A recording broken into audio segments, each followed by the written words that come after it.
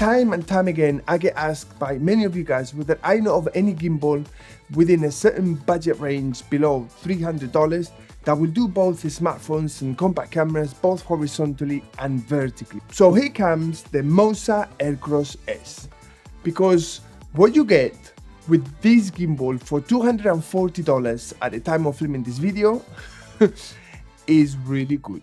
This gimbal has a payload of 1.5 to 1.8 kilos, and that means that you can pretty much do whatever payload for your smartphones. Doesn't matter what accessory you can think of, it will handle it.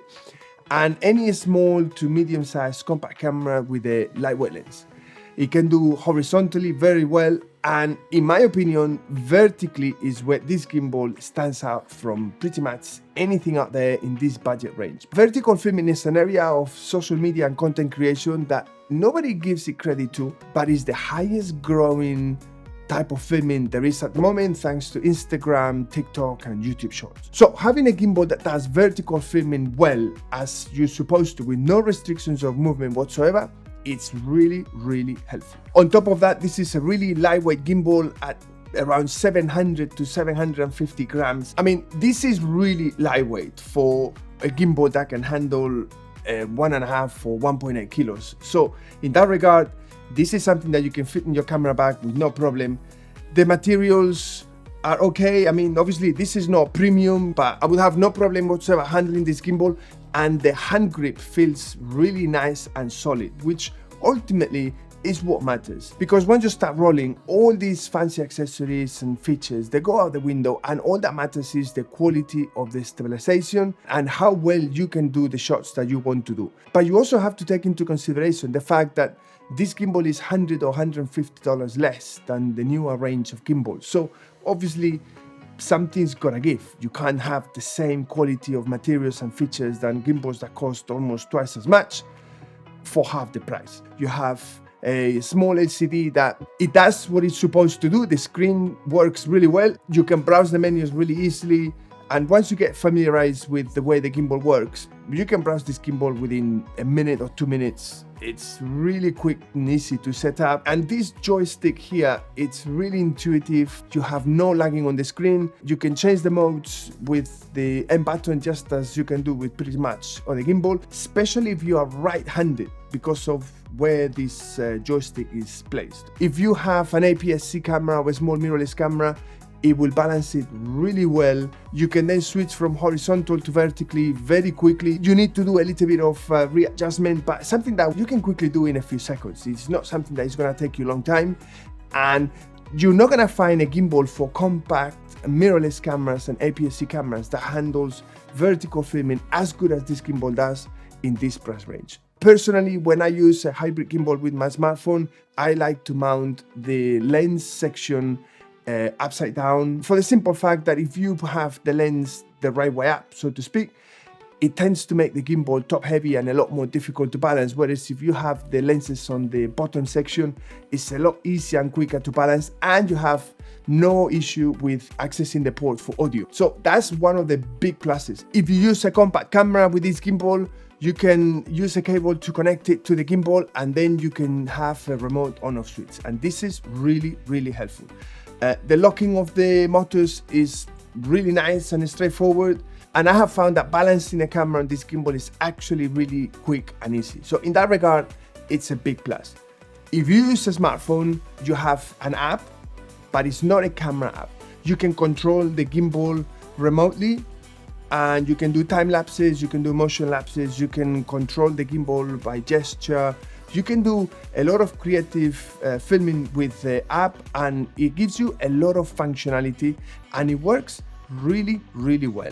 This is a gimbal to be using with a third-party app like Filmic Pro, Mavis Pro, ProTake, whatever app that you use, it will work. If you're on Android, this gimbal is great because you don't have to worry about app integration. You know, the app is only for remote control of the gimbal, and then you just use whichever app that you have, and every setting that you could possibly need, you can do it on the gimbal itself. And it's not like you need many settings anyway. I mean, you can control or adjust the strength of the motors, the modes, and really and truly, that's all you need. Everything else you can do it through the app. It's really easy and straightforward. And the same applies if you use a compact camera. So in that regard, it's a great hybrid gimbal for both cameras and smartphones. Now, there are many YouTube videos out there already that they focus on every detail of this gimbal. I prefer to be a bit more practical and show you exactly what the stabilization is with this gimbal, because if there is one thing that this gimbal stands out, is how good the stabilization is. Because all these features and all these things that these gimbals can do, it goes out the window if the stabilization is not good. This gimbal may not have as fancy features as other gimbals, but I can tell you one thing that this gimbal does, and it does very well, both horizontally and vertically. This is something that I have been genuinely surprised, and it's the stabilization.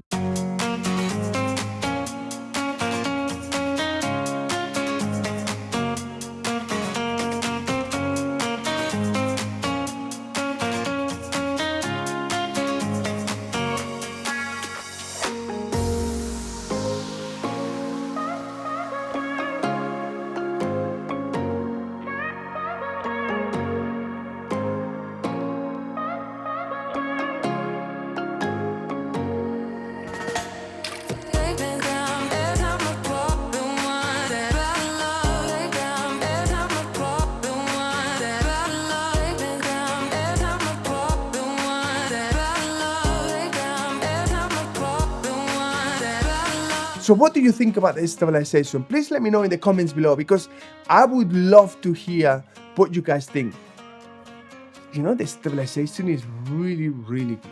Now, this gimbal is not perfect, okay? The perfect gimbal doesn't exist, and this is not it. The areas where I think Moza could improve on future versions. The first thing is the LCD. I think in 2023, we are probably seeing the end of this type of display, because all the new gimbals are coming through with much nicer LCD screens where you get a lot more options and menu, and you can browse a lot easier the different options, and you can also dial in different features a lot more accurate. So I think this is just about okay for now. It works really well, I have to say. I mean, you don't really need to have too many options for a gimbal to work. But I think this is an area that in the future they could improve on. The other one is the actual locks of the motors, because it works really well. It does what the locks are supposed to do, but they do feel a little bit cheap. So hopefully in the next version, they can do something that feels a little bit more rugged and solid. Another area that they could improve on is on providing threads for mounting accessories on the actual handle of the gimbal itself, because otherwise you have to rely on brackets that you attach at the bottom of the gimbal, and that may or may not be ideal for people, whereas it might be nice to have a 1/4-inch thread so you can have a small little monitor on the side.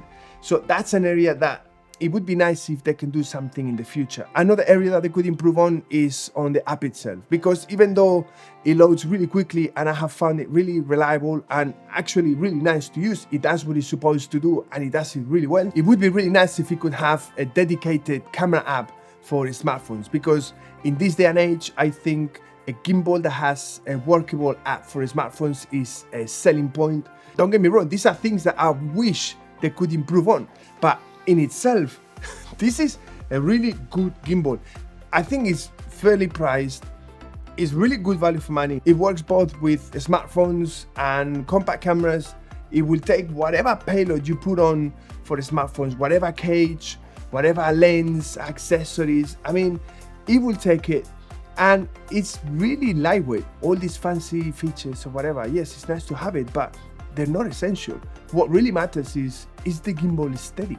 Is the gimbal rocking sideways because the motors are not really good quality, even though the outside looks really nice and shiny? This is a gimbal that It doesn't look as fancy as other gimbals, but the stabilization is really good. And ultimately, in my opinion, is what matters. If you're looking for a hybrid gimbal in the $200, $240 range, which is the cost of this gimbal at the time of filming this video, I think this is fantastic value for money. If you do vertical filming, this is a great gimbal to have. I would say that it's probably the best gimbal that you could possibly have for vertical in this price range, because you don't have to worry about stretching the motors to the limit, which is what happens with a lot of gimbals, that you can film that vertically, you know, the motors are just about stretching. This one will take it without a problem.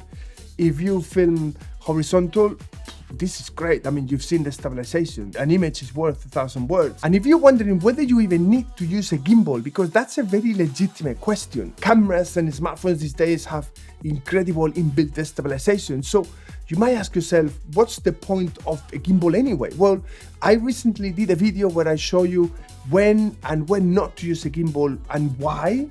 So I leave it down here. I think you're gonna find it really interesting. So click on it and I'll see you there.